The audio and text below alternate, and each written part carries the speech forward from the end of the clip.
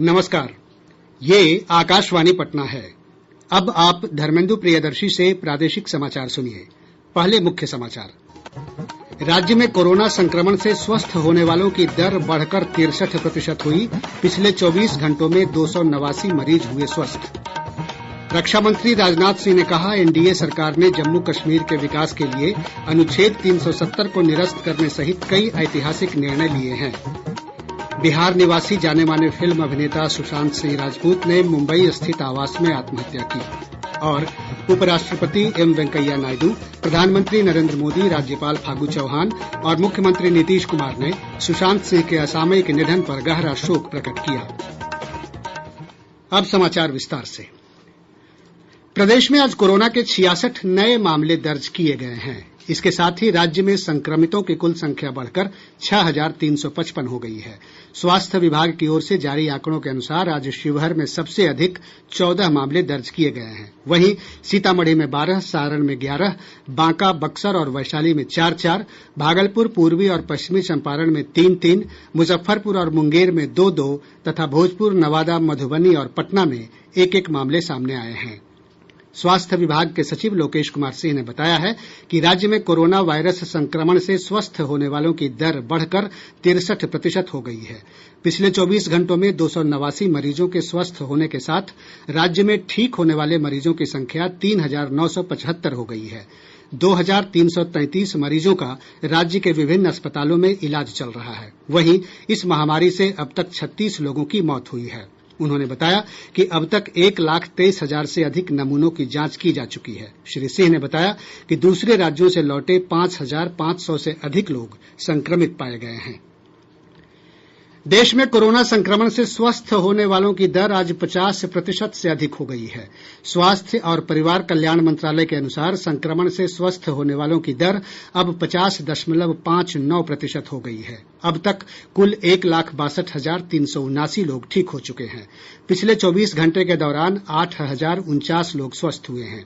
देश में कुल 1,49,348 लोगों का इलाज कराया जा रहा है। इधर पिछले 24 घंटे के दौरान 11,929 नये मामले सामने आए हैं। इससे कुल संक्रमित लोगों की संख्या 3,20,000 से अधिक हो गई है।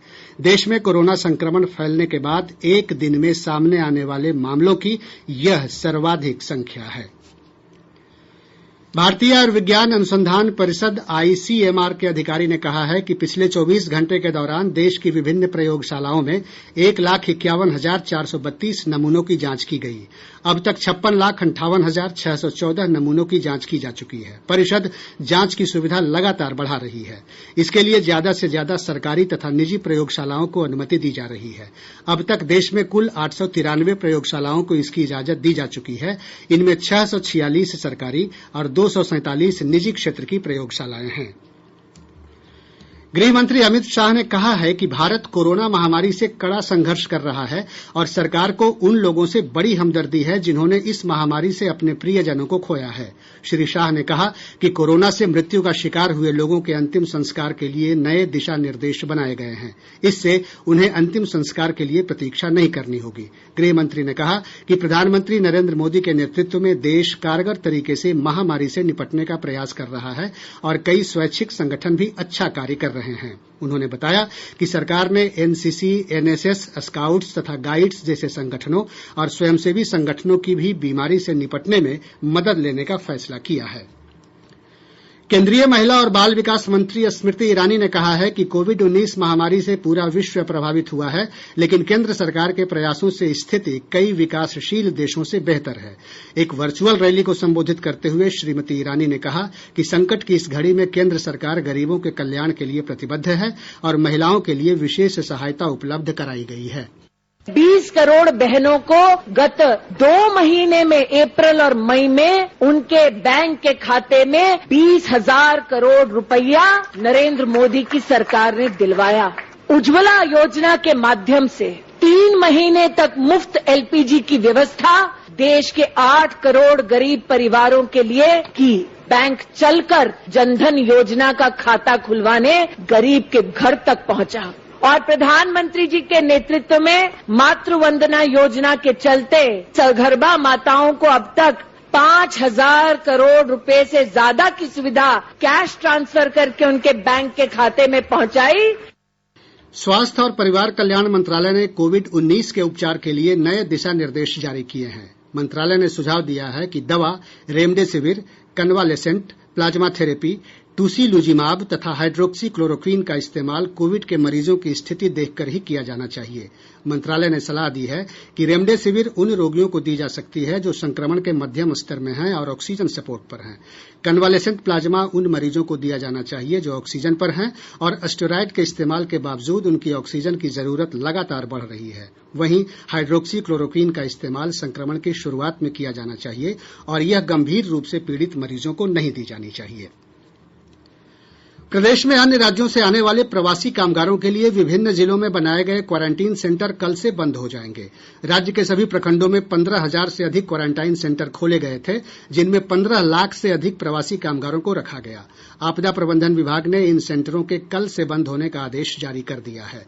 स्वास्थ्य विभाग के आधिकारिक सूत्रों ने बताया है कि इन क्वारंटाइन सेंटर बंद हो जाने के बाद जो प्रवासी बिहार आएंगे उन्हें होम क्वारंटाइन में ही रखा जाएगा।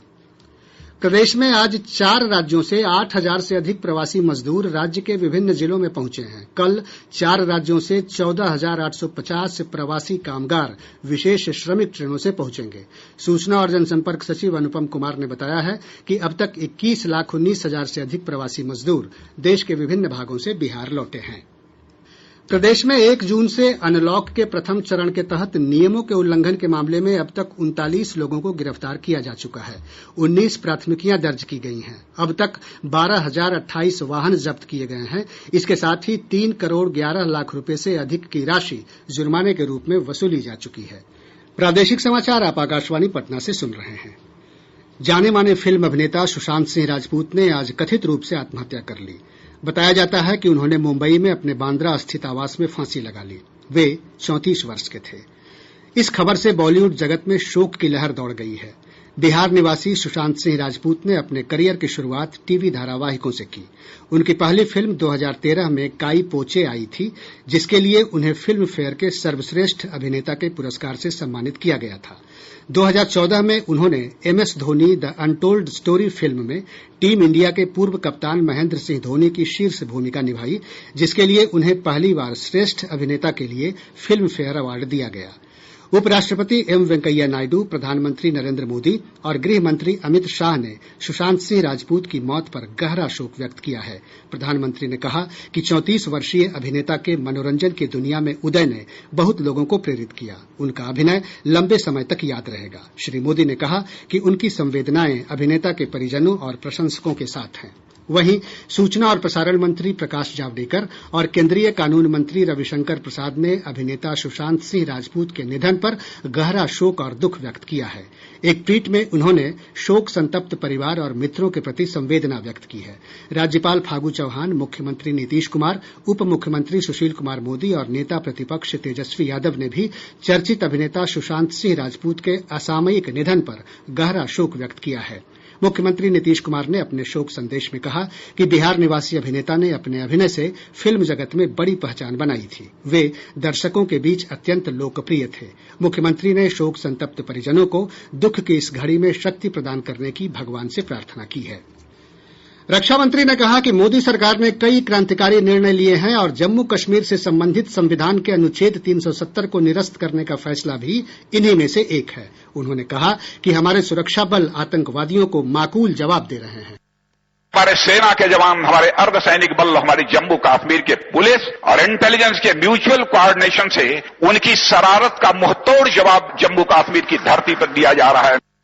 रक्षा मंत्री ने कहा कि कोविड-19 के प्रकोप की इस घड़ी में प्रधानमंत्री नरेंद्र मोदी के नेतृत्व की न सिर्फ भारत में बल्कि दुनिया भर में सराहना हो रही है। उन्होंने कहा कि प्रधानमंत्री ने कोरोना आपदा को एक चुनौती के रूप में लिया है और इससे निपटने के लिए कई बड़े तथा महत्वपूर्ण फैसले किए हैं। श्री सिंह ने कहा कि कोविड-19 के प्रकोप का देश की अर्थव्यवस्था पर प्रतिकूल प्रभाव पड़ा है, लेकिन प्रधानमंत्री ने इससे निपटने के लिए देशवासियों के लिए 20 लाख करोड़ रुपए के पैकेज की घोषणा की है। रक्षा मंत्री राजनाथ सिंह ने कहा है कि एनडीए एनडीए सरकार ने 2014 से 2019 तक जम्मू कश्मीर के विकास के लिए 2 लाख करोड़ रुपये से अधिक की धनराशि का आवंटन किया है। जम्मू जन संवाद रैली को वीडियो कॉन्फ्रेंसिंग के जरिए संबोधित करते हुए श्री सिंह ने कहा कि सरकार जम्मू कश्मीर का इतना जबरदस्त विकास करेगी कि पाकिस्तान के कब्जे वाले कश्मीर के लोग भारत का हिस्सा बनने की मांग करने लगेंगे। आगामी 5 वर्षों में हम लोगों की कोशिश है जम्मू कश्मीर की तस्वीर इतनी बदल जाएगी कि पीओके के लोग भी आपसे रश्क करेंगे कि काश हम भी इस वक्त भारत में होते तो हमारे दिन भी बदल जाते। कोविड-19 महामारी से निपटने में विशेषज्ञ डॉक्टर की सलाह अत्यंत उपयोगी है। अखिल भारतीय आयुर्विज्ञान संस्थान एम्स नई दिल्ली के गठिया रोग विभाग की प्रमुख डॉक्टर उमा कुमार ने लोगों को उचित सामाजिक दूरी का पालन करने, हाथों की स्वच्छता और खांसते छींकते समय सावधानी बरतने की सलाह दी है। इस वायरस का क्योंकि कोई ट्रीटमेंट अवेलेबल नहीं है, इसलिए जो बिहेवियरल थेरेपी है लाइक हैंड हाइजीन, हाथों का बार बार धोना सोप वाटर से 20 सेकंड तक, या फिर हैंड सैनिटाइजर यूज करना, सोशल या फिजिकल डिस्टेंसिंग मेंटेन करना, कॉफ एटिकेट्स, खांसने छींकने का एक प्रॉपर तरीका जो है वो समझना और उसको फॉलो करना। Public health foundation of India के अध्यक्ष डॉक्टर के श्रीनाथ रेड्डी ने कहा कि कोविड-19 मामलों में भारत दुनिया के अन्य देशों से बेहतर स्थिति में है। अब तक जो नतीजे निकले हैं उससे पता चलता है कि ये वायरस का प्रभाव को रोकने में हम काफी कामयाबी हासिल कर चुके हैं दूसरे देशों के मुकाबले में। आज का हालात जो है उसमें कोई संशय नहीं है कि हमारा हालात दूसरे देशों के मुकाबले में बेहतर है इस वायरस को डट के मुकाबला देने में। केंद्र सरकार ने कहा है कि सोशल मीडिया पर चल रहा सख्त लॉकडाउन लागू करने का दावा करने वाला संदेश असत्य और भ्रामक है। पीआईबी ने स्पष्ट किया है कि ऐसी किसी योजना पर विचार नहीं चल रहा है। पीआईबी ने लोगों से ऐसी गलत अफवाहों से बचने का आग्रह किया है। दक्षिण पश्चिम मानसून बिहार में प्रवेश कर गया है। भागलपुर, पूर्णिया और कटिहार जिलों में मानसून की पहली बारिश हुई। पिछले 1 दशक की तुलना में इस वर्ष राज्य में मानसून जल्दी पहुंचा है। आज प्रदेश के सीमांचल में कई स्थानों पर बारिश रिकॉर्ड की गई है। मौसम विभाग ने अगले 48 घंटों के दौरान पटना, सुपौल, अररिया, मधेपुरा और सहरसा समेत पूरे राज्य में मानसून की बारिश होने की संभावना व्यक्त की है। सुकन्या समृद्धि योजना के तहत डाकघरों में खाता खोलने के मामले में रोहतास डाक प्रमंडल ने प्रदेश में प्रथम स्थान प्राप्त किया है। रोहतास के डाक अधीक्षक वीएस पाठक ने बताया कि प्रमंडल में अब तक 10,000 से अधिक अकाउंट खोले गए हैं। वैशाली, नालंदा और गोपालगंज में उत्पाद विभाग की टीम ने विभिन्न थाना क्षेत्रों में छापेमारी कर 2,000 लीटर से अधिक विदेशी शराब के साथ 6 तस्करों को गिरफ्तार किया है। इधर पूर्वी चंपारण जिले के बंजरिया थाना क्षेत्र के चैलाहा में जहरीली शराब पीने से 2 लोगों की मौत हो गई। मुजफ्फरपुर जिले में जल जीवन हरियाली अभियान के तहत लघु जल संसाधन विभाग की ओर से 26 तालाबों का जीर्णोद्धार किया गया है। बेगूसराय में जदयू के वरिष्ठ नेता और भाजपा के पूर्व जिलाध्यक्ष शंकर सिंह की आज उनके पैतृक गांव बीहट में दिल का दौरा पड़ने से निधन हो गया। और अब अंत में मुख्य समाचार एक बार फिर। राज्य में कोरोना संक्रमण से स्वस्थ होने वालों की दर बढ़कर 63% हुई। पिछले 24 घंटों में 289 मरीज हुए स्वस्थ। रक्षा मंत्री राजनाथ सिंह ने कहा, एनडीए सरकार ने जम्मू कश्मीर के विकास के लिए अनुच्छेद 370 को निरस्त करने सहित कई ऐतिहासिक निर्णय लिए हैं। बिहार निवासी जाने माने फिल्म अभिनेता सुशांत सिंह राजपूत ने मुंबई स्थित आवास में आत्महत्या की। और उपराष्ट्रपति एम वेंकैया नायडू, प्रधानमंत्री नरेंद्र मोदी, राज्यपाल फागू चौहान और मुख्यमंत्री नीतीश कुमार ने सुशांत सिंह के असामयिक निधन पर गहरा शोक प्रकट किया। इसके साथ ही आकाशवाणी पटना से प्रसारित प्रादेशिक समाचार का यह अंक समाप्त हुआ। घर में रहिए, सुरक्षित रहिए और सुनते रहिए आकाशवाणी।